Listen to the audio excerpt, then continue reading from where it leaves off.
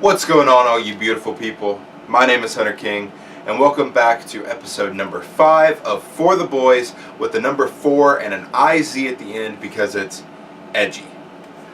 Today's episode, we're going to be doing something that I've never done before, and that is a mock draft. The NFL draft is coming up this weekend here in Nashville, and I couldn't be more excited about it. So I decided to take my hand at creating what I think might happen. This mock draft was made with the help of the draftnetwork.com. They have a mock draft simulator that's incredible. It has all the teams' major needs positionally. It lists what they have as predictions for what players are ranked where. You can either draft for all teams, draft for your favorite team, draft for simulating everything, just seeing kind of how different picks land in different places. I am by no means sponsored by them, but I at least wanted to give them credit for helping me create this mock draft. These are my opinions. Obviously, you may have different opinions, and this video is also going to be formatted a little differently, so y'all can visually see how I think the draft's going to turn out, as well as see each of my picks, and I'll kind of have talking points on how I view each pick that I made and what I think might actually happen, realistically compared to what I have via the draft. Let's get into it. So, like I said at the beginning of the video, this draft was made via the Draft Network mock draft machine. And what I did is I looked at all the positions of need that they had, went for kind of best player available within that position to where it still made sense for what they were drafting, kind of what I see for each team. Again, you may have different opinions, and also I couldn't do any trades because, to be quite honest, I'm not nearly qualified enough to say, oh yeah, I think this team is going to trade up or anything like that. So the draft order is set to what it is, just the first round, but yeah, this is what I have right now. So, as you can see here, my first 8 picks for my mock draft. The biggest thing that you probably notice is, unlike all the other analysts and people out there, I have the Arizona Cardinals taking Nick Bosa, the edge rusher out of Ohio State. I truly do not believe that they are going to draft Kyler Murray with the first overall pick. I think that does more harm than good to Josh Rosen. You traded up to get him last year with the intent of him being your quarterback of the future. I get that he wasn't the flashiest of all the rookies drafted last year, but I feel like you do more harm than good, with him by drafting Kyler and either not trading him or having that QB controversy. Second overall, Josh Allen, Kentucky, going to the San Francisco 49ers. The Jets taking Quentin Williams out of Alabama. Fourth overall, you'll see I have the Oakland Raiders being the ones to take Kyler Murray. I think that Chucky is crazy enough to do something like this. They're about to make the move to Las Vegas. They're being like, hey, we've got AB, we've got Kyler Murray, we're going to Vegas, we're flashy, look at us, get excited, Raider fans. Tampa Bay gets Devin White, the linebacker out of LSU. New York drafts their quarterback successor for Eli, but in a big twist, it is not Dwayne Haskins out of Ohio State, rather Drew Lock, the QB out of Missouri.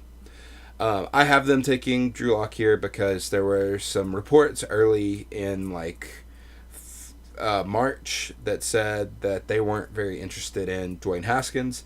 If that's the case, then Drew Lock would be the next logical choice to me.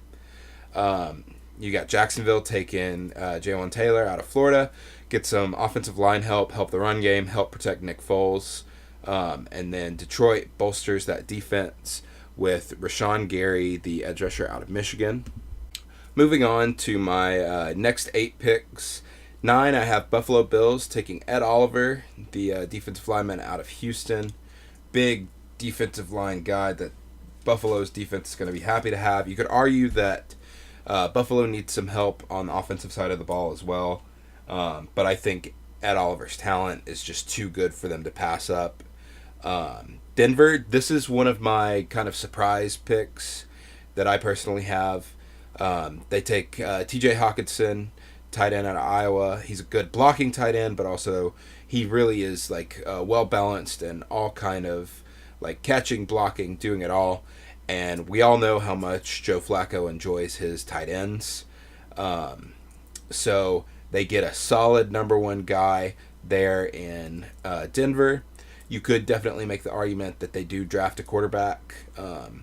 I personally believe if they draft a quarterback, they draft him later. Get something a little, maybe the Daniel Jones out of Duke, or if they waited later, I personally feel like Jarrett Stidham out of Auburn would be a good fit in Denver. Give him a good offensive line, and Stidham could do a lot. Cincinnati, I have them taking Devin Bush Jr., the linebacker out of Michigan. Then Green Bay takes Noah Fant, the tight end out of Iowa. Aaron Rodgers really, as far as I'm aware, hasn't had the flashiest tight ends in the world. Noah Fant is a very offensive guy, and like offensive friendly guy, I should say, and would be able to do a lot to help open up the passing game a little bit. You could also say that Green Bay goes receiver here and helps the receiving core, but they're doing the same thing by drafting Fant, and I feel like they would take that talent there. Miami gets their quarterback of the future and don't really have to deal with Ryan Fitzpatrick because they get Dwayne Haskins out of Ohio State. No matter what, Miami's taking a quarterback here. They can't risk something else happening. They really can't. And they'll have really one more season potentially of kind of tanking a little bit, and then maybe we'll see a new looking Dolphins team come 2020. Atlanta taking Montez Sweat out of Mississippi State. Washington Redskins taking DK Metcalf out of Ole Miss. There's a lot that Washington could do here, but I feel like they lost a lot on the receiving core to the offseason. Lord, I can't even remember. There were two flashy Washington receivers that they lost.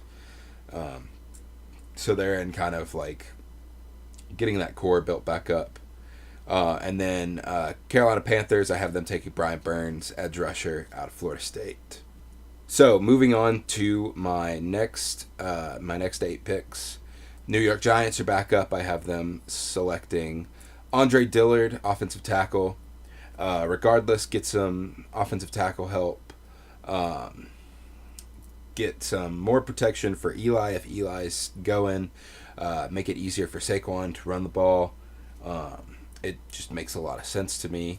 Minnesota Vikings, same thing here, going interior offensive lineman Cody Ford, Oklahoma. Protect Kirk Cousins. That could be the biggest thing that you could take away from last season with Minnesota was Kirk Cousins didn't look great, but he also was getting eaten alive on a lot of plays and didn't have the time to be in the pocket, make the plays that he wanted to. Pick 19, I have the Tennessee Titans selecting Christian Wilkins, interior defensive lineman out of Clemson. Me personally, I really want Tennessee to go defense here. I would rather have a strong young defense than us picking another wide receiver up right here, or if either of the Iowa tight ends are there, like grabbing them. I would much rather have the defensive, like the run defense especially, being able to handle a little more, put a little more pressure on quarterbacks. However, I understand the argument, and realistically, with some stuff I've seen recently, I feel like Hollywood Brown, Marquise Brown out of Oklahoma, might be the pick for the Titans here. But for now, I have them with Christian Wilkins. Pittsburgh Steelers, Greedy Williams, cornerback LSU. Realistically, I don't see the top cornerback in this year's draft falling all the way to Pittsburgh at 20. But with how I kind of had the draft going, this is where I see him landing. Pittsburgh gets an absolute steal here, and they're thrilled about it. Seattle Seahawks, they stick with the Washington products, get Byron Murphy, cornerback out of Washington. We have Baltimore Ravens, N'Keal Harry, Arizona State. get some help for Lamar Jackson. They got Mark Ingram in the offseason, who's going to take some pressure off of Lamar. And then just some wide receiver help in general, I think will do a lot for the Baltimore offense. They really don't need much help on the defensive side, which is why I think they can afford to go wide receiver here. This one is another crazy pick to me, but I like it a lot. The Houston Texans taking running back Joshua Jacobs out of Alabama. To me, this is good pick for the sake of they have their star quarterback in Deshaun Watson. They have one of the best wide receivers, if not the best wide receiver in the game, in Hopkins right now. You add the running back help to that offense, and it just explodes. I understand they still have Lamar Miller, but think like just how flashy Jacobs could be in that offense. Really help Houston kind of get over the hump. I think it's not crazy for them to go that way. Oakland, you have them back with their second pick. I have them taking DeAndre Baker, cornerback out of Georgia. For this mock draft, for their their third pick, I actually ultimately have them getting DeAndre Baker at some point, just with how it falls. I have them picking him earlier here just because in some other mock drafts that I've kind of done in preparing for the video, I did have them taking Joshua Jacobs. But ultimately, they end up with DeAndre Baker, the cornerback out of Georgia. All right, and then with my last 8 picks of the first round of the NFL draft, I have the Philadelphia Eagles taking Chauncey Gardner-Johnson, the safety out of Florida. Philly's secondary needs immense help. That was their biggest weakness, in my opinion, last season, was just inconsistency and giving up too many good plays in the secondary. And I think this is an immediate step-in help player. Indianapolis Colts, Hakeem Butler, wide receiver, Iowa State. I think this is a great pick for the Colts. You give Andrew Luck another weapon. You get a partner for T.Y. Hilton, and then you just let an offense that was already unstoppable for the back half of the season really gain another step forward.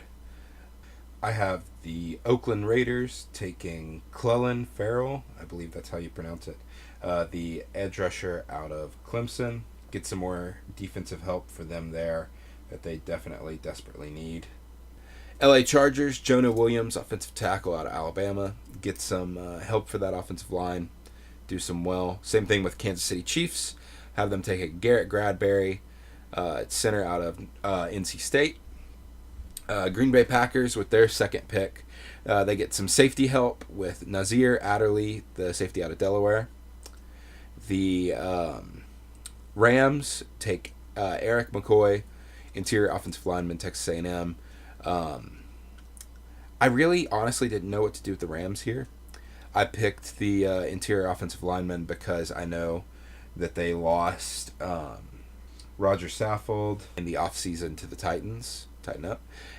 So I went with that pick thinking that he could step in and kind of make a difference. And then the New England Patriots, I have them taking Jerry Tillery, the interior defensive lineman from Notre Dame. A lot of people have the Pats slated to take a quarterback. I definitely think that's a possibility. I can't argue with that. But for me, I went with defensive guy. I think that if